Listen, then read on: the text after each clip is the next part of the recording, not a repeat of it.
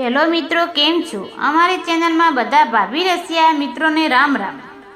મિત્રો, મારું નામ જેવિન છે અને હું ભાવનગરનો રહેવાસી છું.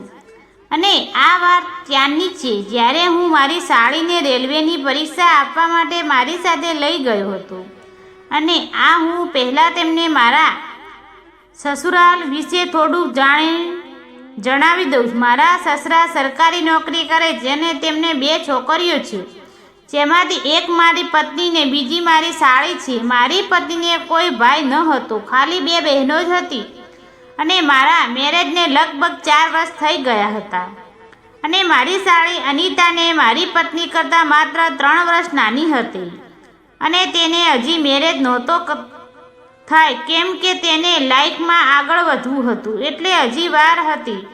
અને મારી સાળી અનિતા રેલવેની પરીક્ષાની તૈયારી કરી રહી હતી. તેને પરીક્ષા આપવા માટે સેન્ટર બીજા સિટીમાં વાર આવ્યો હતો. અને મારા સસરા સરકારી નોકરી કરતા હતા, એટલે તેમને સહેલાથી રજા મળતી ન હતી. મારા સસરાએ મને ફોન કર્યો ને કે જેવિન, તમે અનિતાને પરીક્ષા હોવાથી તેની સાથે તમારે જવાનું છે. મેં તમારી ને અનિતાની બસની ટિકિટ બુક કરાવી દીધી છે. અને મારા સસરાએ મને ક્યારે જવાનું છે કે તે ટાઈમ તારીખ આપી દીધી. એટલે મેં પણ નોકરી પરથી થોડા દિવસની રજા લઈ લીધી હતી. પછી જે દિવસ સાંજે મારી સાળીને લઈને નીકળવાનું હતું, ત્યારે હું અને મારી પત્ની અમે બંને 4 લઈને બસ સ્ટેન્ડ પર મૂકવા આવી હતી. થોડીવાર અમારી બસ પણ આવી ગઈ હતી. અને હું અને મારી સાળી અનિતા અમે અમારી બસમાં બેસી ગયા. અને થોડીવારમાં બસ ચાલતી થઈ અને હું અને અનિતા આરામથી સૂઈ ગયા. મારી સાળીની પરીક્ષાને ટેન્શનમાં લીધે નીંદર આવતી ન હતી, પણ મને તો નીંદર આવી ગઈ હતી. થોડીવાર પછી મારી નીંદર પણ ઉડી ગઈ અને અમે જોયું તો અનિતા મારી સાઈડમાં ફરીને સૂઈ રહી હતી. તેનું શરીર મને થોડું થોડું દેખાતું હતું. પછી મેં ખોટું એવું નાટક કર્યું કે હું સૂઈ ગયો છું અને નીંદરના મારા હાથ અડી ગયા. અને અનિતા તો જાગતી હતી, પણ તે કોઈ ન બોલી. અને મારી હિંમત થોડી વધારે વધી ગઈ અને ધીરે ધીરે મેં પગ પણ રાખી દીધો, પણ તે કોઈ બોલી નહીં. અને તે પણ મજા આવી. એટલે પછી ઠંડીના હિસાબે મેં તેને મારી તરફ ખેંચી લીધી. અને મારી સાળી તો એમ જ હતું કે હું તો સૂઈ ગયો છું, મને કોઈ ખબર નથી કે આ બધું નીંદરમાં થઈ રહ્યું છે. એટલે તે મને હાથ ફેરવવા લાગી હતી. થોડી વાર પછી મને લાગ્યું કે હવે હું બરાબર છું. એટલે હું અચાનક મેં મારી આંખ ખોલી તો અનિતાએ તરત જ હાથને મૂકી દીધો. એટલે મેં કીધું કે અનિતા, શું થયું? હાથ કેમ મૂકી દીધો? અનિતા બોલી, જીજુ, આ તો બહુ મોટું ને જાડું છે. એટલે મેં તેને સમજાવ્યું કે અનિતા, જાડું ને મોટું હોય તો તેમાં વધારે મજા આવે. અનિતા બોલી કે જીજુ, તો દીદીને બહુ મજા આવતી હશે. એટલે મેં કીધું, અનિતા, તેને તો મજા આવે, પણ હવે આપણે પણ આ ખાલી તારી દીદીનું નથી. હવેથી આ તારી દીદીનું અને તારું બંનેનું છે. હવે તું પણ આને રમાડી શકે છે. ત્યારે તે રમાડી અને પછી મને પણ મજા આવી કે દે છે. નિકિતા પણ ખૂબ જ ખુશ થઈ અને મને રમાડવા લાગી અને મને પણ મજા આવવા લાગી. પછી અનિતાએ મને પૂછ્યું કે જીજુ, હું આને લોલીપોપ કરી શકું છું? મેં કીધું, હા અનિતા, કરી શકે છે. આ તારું જ છે, જેમ મજા આવે એમ કરી શકે છે. અને તે ચાલુ બસમાં અમારા સોફાની બારીમાં દરવાજો બંધ કરી મસ્તી કરવા લાગી. થોડી વારમાં આ બધું ચાલ્યું ત્યાં બસ એક હોટલ પર નાસ્તો પાણી માટે ઊભી રહી. એટલે અમે બંને બસમાંથી ઉતરી અને નાસ્તો કરીને ફ્રેશ થઈ પાછા બસમાં આવીને સૂઈ ગયા. અને અમે તો નીંદર આવી રહી હતી. સાળી અનિતા હજી પણ નીંદર આવતી ન હતી અને નીંદરમાં મારી સામે રમી રહી હતી. અને હું નીંદરમાં હતો અને બસ થોડીક આગળ ચાલી ત્યાં તો મારું પેન્ટ કાઢીને હતી. એટલે મેં ઉઠીને તેને પૂછ્યું, અનિતા, હજી તને નીંદર નથી આવતી અને હજી શું કરે છે? તો અનિતા બોલી, જીજુ, હજી મને સરખી મસ્તી કરવા આપી છે તો મને નીંદર કઈ રીતે આવે છે?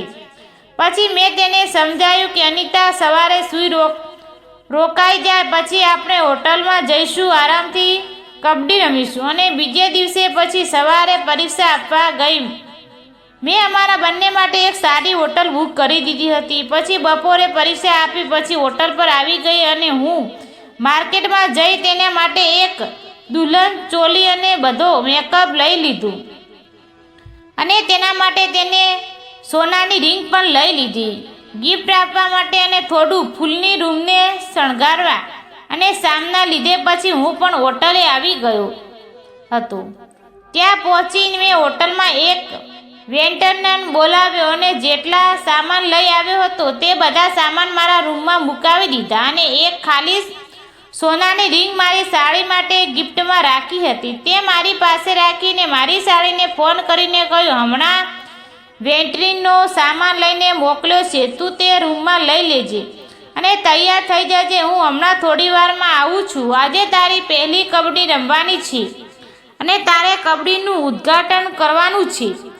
તો તેને તરત જ શરમાઈ ગઈ અને થોડી વારમાં તેની પાસે સામનો પહોંચી ગયો હતો રૂમમાં અને તેને નવી દુલ્હનની જેમ તૈયાર થવા લાગી અને થોડી વાર પછી સાડીને ફોન આવ્યો, જીજુ કેટલી વાર લાગશે? હવે જલ્દી આવો, હું તૈયાર થઈ તમારી રાહ જોઈ રહી છું. એટલે મેં કીધું કે આજે તું મને જીજુ ના કહેતી, આજે હું તારા પતિ છું. એટલે અમે તરત જ પત્નીના અંદાજમાં કીધું, અરે સાંભળો છો, મને તમારી ખૂબ યાદ આવે છે. તમે ક્યાં રોકાઈ ગયા છો? હવે જલ્દી આવી જાઓ. મિત્રો, તેના અંદાજમાં મને બોલાવવાની ખૂબ જ ખુશી થઈ. મેં તેને કીધું, બસ થોડી જ વારમાં આવું મારી રાણી, બસ 5 મિનિટમાં તારી પાસે આવી જઈશ. હું માર્કેટમાં પીવાનું લેવા ગયો આવ્યો. તારે પીવું છે તો તારા માટે પણ લેવા તો આવું.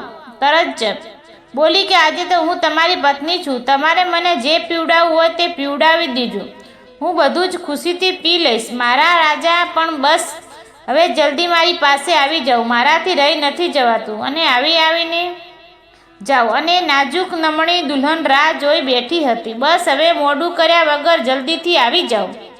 અને મારી સાળીની આ વાત સાંભળીને હું ખુશ થઈ ગયો અને પછી તેને મને જે કીધું તે આજે મને જ પીવડાવું તે જ પીવડાવું અને હું ના નહીં પાડું. મને હવે સમજાયું કે મલાઈ પણ પીવા માગતી હશે. પછી હું બધું લઈને હોટલ તરફ ગયો અને રૂમનો દરવાજો ખોલ્યો. ત્યાં મસ્ત રૂમ સજાયેલો હતો અને તે પોતે પણ નવી દુલ્હન નાજુકની ઘૂંઘટ ઓઢીને બેઠી હતી. મારી રાહ જોઈ રહી હતી, જાણે મારી મેરેજની પહેલી રાત હોય અને મારી દુલ્હન મારી રાહ જોઈ હોય.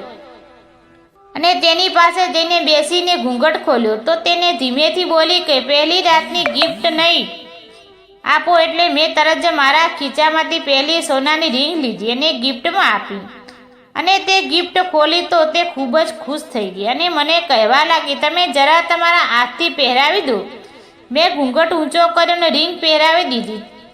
યાર, તમે એટલી નાજુક અને નમણી અને તે ખૂબસૂરત હતી. એક જ નજરે જોઈ અને મારું શરીર પણ ગરમ થવા લાગ્યું. પછી તો ભાઈ મેં પણ રાહ જોવા વગર ખાટલા કબડ્ડી રમવાનું ચાલુ કરી દીધું અને મેં વિચાર્યા આવ્યા કે હજી મારી સાળી પહેલી વાર રમે છે અને તે રમત સહન નહીં કરી શકે, તે બધી રમત બગડાવશે. એના કરતાં આજે પહેલાં થોડુંક પીવડાવી દઉં, એને સારું રહેશે. મને પીવાનું કીધું એટલે અનિતા બોલી, તમને મજા આવે એ પીવડાવી દઉં. મારા રાજા, તમારી સાળી તેમને કહે છે તમારા સાથે કબડ્ડી રમવા માટે તૈયાર છું. મિત્રો, હું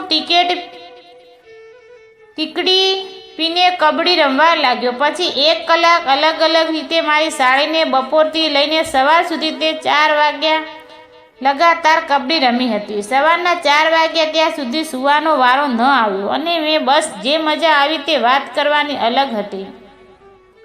પછી તેના મેરેજના થયા ત્યાં સુધી હાલતને ચાલતને ગમે તેમ વખતે રમવાનું પ્લાન બનાવી લીધો અને મારી સાળી અનિતા પણ મારી દીવાની થઈ ગઈ હતી. તેને મેરેજ પછી તે ક્યારેક મને બોલાવી લેતી, કેમ કે તેને હવે મારા વગર ચાલતું ન હતું અને ખાસ કરીને મારી સાથે કબડ્ડી રમ્યા વગર સાવ નહોતું ચાલતું. પછી એકવાર તો મેં ભૂલતા તેને પણ રાખી દીધું હતું. મેરેજ પછી અમે હજુ હાલત પણ તેને પતિ વિદેશ ટૂર પર જાય ત્યારે હું મારી પત્નીને કામ માટે બહાર ફરવા મોકલતો અને અનિતાને 5 દિવસ મારા ઘરે રાખતો. અને ખૂબ જ મજા આવતી. મિત્રો, ચેનલને સબસ્ક્રાઈબ કરવાનું ભૂલશો નહીં. ધન્યવાદ.